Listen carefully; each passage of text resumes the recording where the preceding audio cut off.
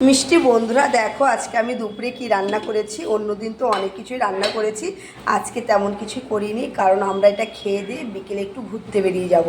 আর ঘুরতে বেরিয়ে যাব, রাতে যখন বাড়িতে আসব বাড়ি থেকে খাবারটা খেয়ে আসব।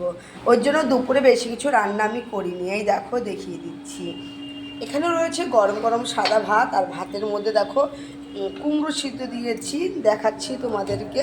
কাঁচা কুমড়ো সিদ্ধ কারা কারা খেতে পছন্দ করে, এই দেখো কুমড়ো সিদ্ধ দিয়েছি ভাতের মধ্যে। আর এখানে মুসুরের ডাল অল্প করেই করেছি, যেহেতু একবেলার খাবার। ওই যে বললাম আমরা খেয়ে দিয়ে বেরিয়ে যাব একটু ঘুরতে, হাজব্যান্ড নিয়ে যাচ্ছে ঘুরতে, সারপ্রাইজ, কোথায় নিয়ে যায় দেখি। আর এখানে রয়েছে উচ্ছে আলু ভাজা, আমি আর হাজব্যান্ডই খাবো। আর আমার মনা শুধু খাবে চিকেন, আর ও তো চিকেন থাকলে ওরা কিছু লাগে না। আমি আজকে একটা জিনিস দিয়েছি, আজকেও আমি চিকেনের মধ্যে একটা ডিম দিয়ে দিয়েছি, যেহেতু হাজব্যান্ড শুধু ডাল আর ভাজা দিয়ে খাবে, মাংসর ঝোলটা খাবে, আলুটা খাবে, চিকেন মাংসের আলুটা খাবে, ঝোলটা খাবে, চিকেনটা খাবে না। ওর জন্য আমি ডিম সিদ্ধ করে ভেজে চিকেনের মধ্যে দিয়ে দিয়েছি। ওর জন্য আমি আজকে এইটুকুই রান্না করেছি। কেমন হয়েছে বন্ধুরা এরকম শর্টকাটে রান্নাটা, প্লিজ সবাই একটু জানিও, ভালো লাগলে শেয়ার করো। টাটা।